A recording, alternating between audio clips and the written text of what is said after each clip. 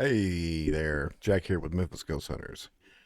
So today we're going to be doing a little review on the K2 meters, as you can see, the most two popular ones that are available for people who are into paranormal investigations, ghost hunting, and whatnot. Quick rundown: my name is Jack. I'm the owner of Memphis Ghost Hunters here in Memphis, Tennessee. So we're doing a big thing where I'm gonna start doing like product reviews and stuff like that. Give y'all a better understanding on how K2 meters work and are they effective? Do they actually work during an investigation or not? Um, so K2 meters, basically what they do is they read EMF measurements. Um, so basically what it is a electromagnetic field, like, more or less what I can say what it is. Um, so a lot of ghost hunters, what they do is they take the K2 meters and they go out and they try to get the spirit, the ghost, the entity, whatever you may want to call it, to see if it will light up. My team uses it as kind of a yes and no type situation. Uh, Sometimes they'll go into green and then they'll get into yellow and then you ask it, hey, can you make it go into the orange and stuff like that. Um, so K2 meters are really good to have, in my personal opinion. But the question is, do they really work? Maybe. it, the scientists have basically proven that they don't work the way they should, right? Because there's no scientific evidence that ghosts exist. You can look it up online. Scientists have pretty much dismissed that completely 100. But remember K2 meters, which is just an EMF meter, is a scientific instrument for measuring electromagnetic fields. The abbreviation, what we all call it, EMF. And they measure the DC fields, if you're familiar, and over time it'll do AC fields. So, what I'm going to talk about is should you use the regular K2 meter or the ghost meter? And I have one right here. That's one. And I don't know if my battery is working on this one. And K2 meter. So I have both of them. And uh, they both really work really, really well. Um, Believe it or not, they do. You see my little scar right here? Oh, let me tell you what happened. I was asleep and I don't know if I scratched myself or something else scratched me. What do y'all think? People at work tomorrow are going to be like, this dude got his ass whooped by his wife. So I don't know if that's a paranormal scratch or not. I don't know. My fingernails are kind of long, but I didn't see any skin, so I don't know. Forgive me about that one. All right. So K2 meters, like I said, very useful tool during a paranormal investigation. Um, I think K2 meters now, like this one, I think they're like $79 maybe, $60. Um, I've seen these run for about 40. You could actually purchase both of these on Amazon, Ghost Stop. A lot of paranormal stores will have your regular K2 meter. Now, one of the things I hear people say all the time, don't get the black one. They're talking about the K2 meter in black because they're made in China. And they say you want one that's built in USA. This one particular one is built in USA. Um, this was the first one that I bought, and it really works really well. Um, so, how to use it? That's the main question. How do you really use it, right? So this is what I do. Uh, Prior or even during the investigation, I will give this to one of my team members. Uh, I basically tell them to turn it on, um, walk kind of slowly, and see if it lights up, you know. Um, and sometimes it does, sometimes it don't. But I always keep it in one of the rooms that we're investigating. I always keep it turned on. So one of the things you have to watch out for is you gotta look around where you're at in your room. Is there a computer in that room? Uh, Light switches, um, anything that can really set it off, like refrigerators, microwaves. Light switches will set it off sometimes, not always.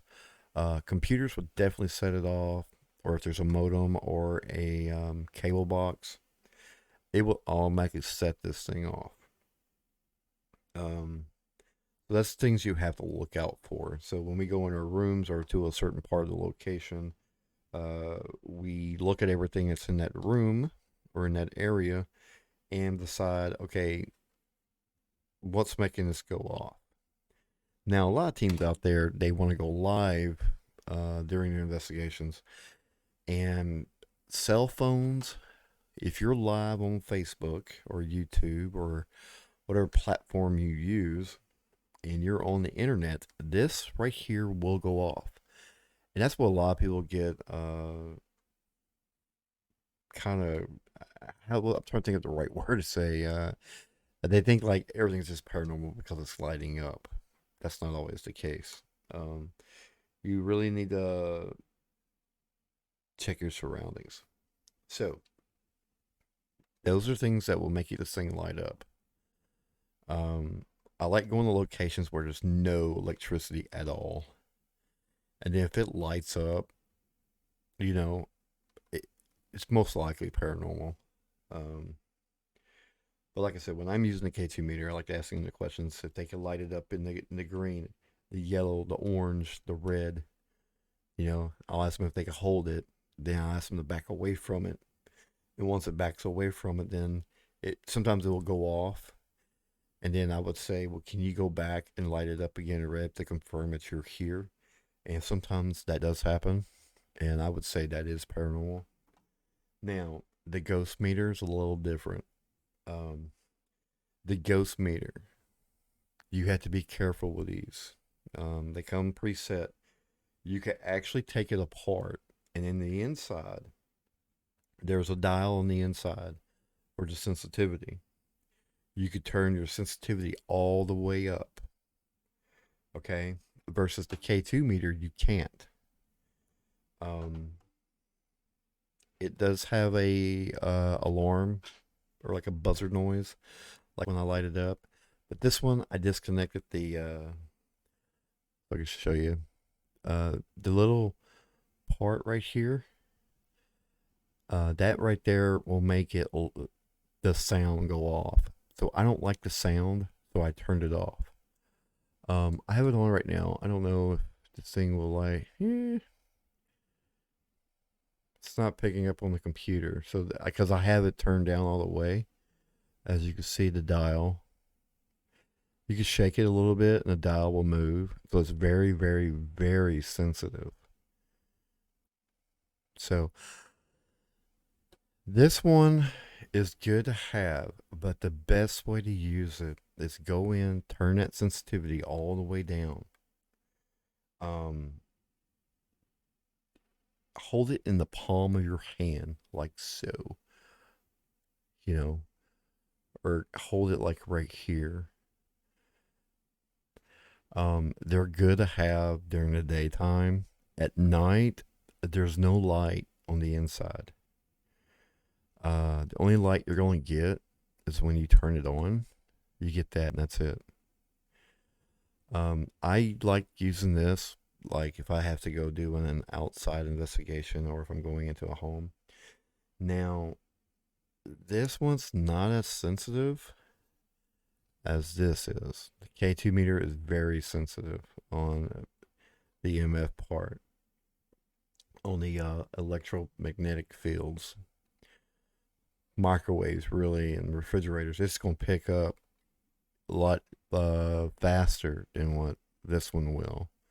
And it's crazy how it does that. So, which one's the best? Uh, and which one not to get? Okay, so they both do their job the way they're supposed to do. The downside on these, real quick. So these are the cons. On the ghost meter itself, paranormal teams could cheat their evidence with this if they know how to do it.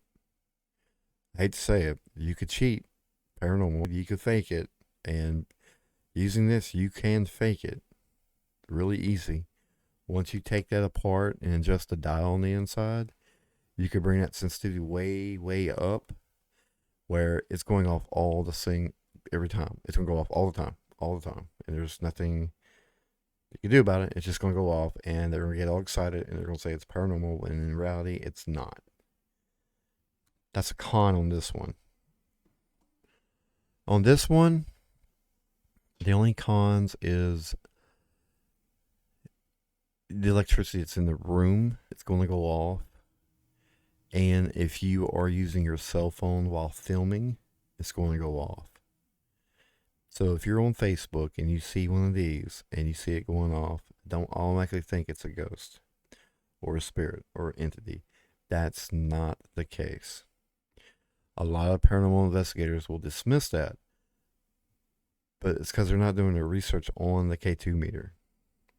All K2 meters, I don't care what kind you got, they're going to go off if you're doing lives on Facebook. But a lot of investigators will say that's not true. So, they're both good tools to have. Now, each one of them have their faults. If you're just now starting out investigating and you don't have a lot of money, I would go with this. This is a good one to have. Takes a 9-volt batteries. They both do.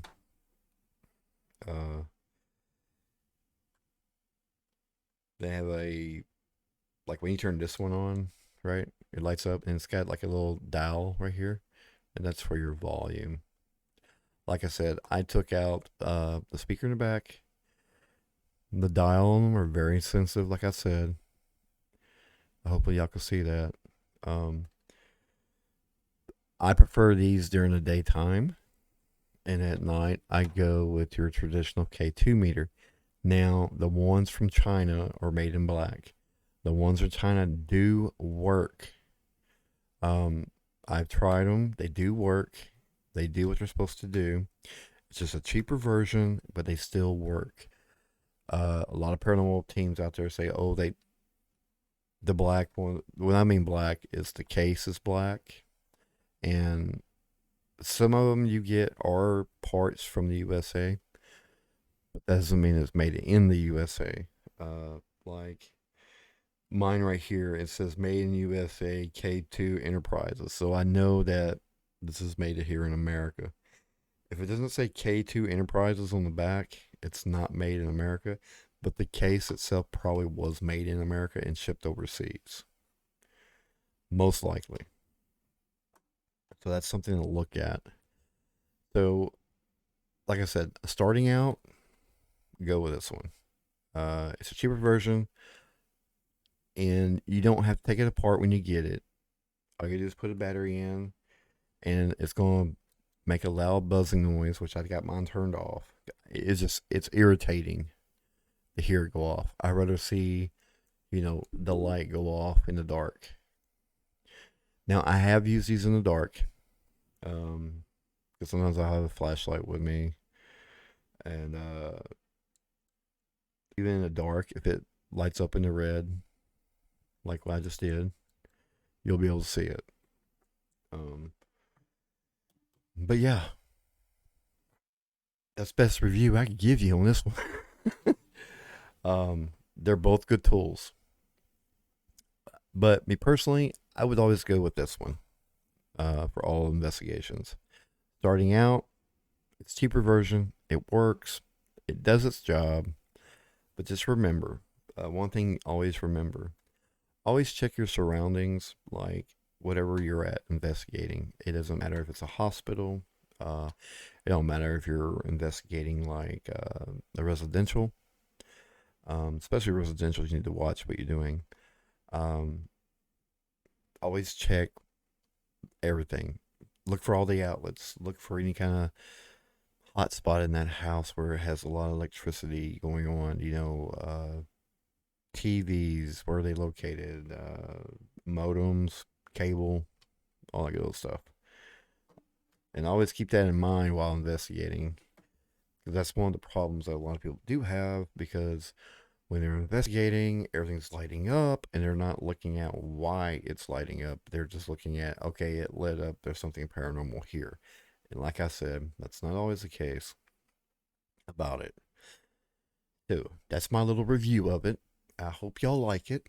If you got any questions, please comment down below. I'll answer them the best I can. If you want to know more about the K2 meters and actually,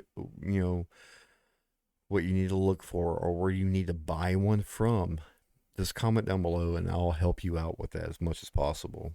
I might not see everybody's messages all at one time, but I will respond back to everyone individually. Like I said, it's a great tool to have. I think everyone who does paranormal investigations, or if they're at their home and there's something haunted there and they don't want a paranormal investigator there and they want to do this stuff on their own, this is the tool to go to. I hope you all enjoyed this review like I have. I've done a lot of research on different meters. There's some meters out there I don't really trust. Like, you can buy stuff at like Home Depot and Lowe's. I don't have one with me, or I would show you. It looks like a stick with a couple lights on it. Some say those work. I have no success with them. The only success I have is with the K2 meter and the ghost meter. Those are the only two meters I've had success with. But it's different for everybody else out there, So, but again, my name is Jack. Check out Memphis Ghost Hunters on Facebook. We do go live on our investigations, and everything that we investigated, we edit and we put it here on YouTube. Excuse me. So I hope y'all enjoyed this review. It's probably not the best review out there, but I'm just giving my intake on it. And I'm sure there's other people out there that have better reviews than what I might have for them. Like I said, they both work. They have their pros, they have their cons to them. Just always remember, not everything is paranormal. And there's been problems with that in the past, and people hate me saying that, but not everything's paranormal. Take everything with a grain of salt. I do a weekly show on Facebook, and that's what I tell everyone all the time. Take everything with a grain of salt when it comes to paranormal investigations. And always remember, paranormal means something that cannot be explained. Catch y'all next time. Peace. Give them prayer hands, say what's up America. Half of you should know me, right? Other half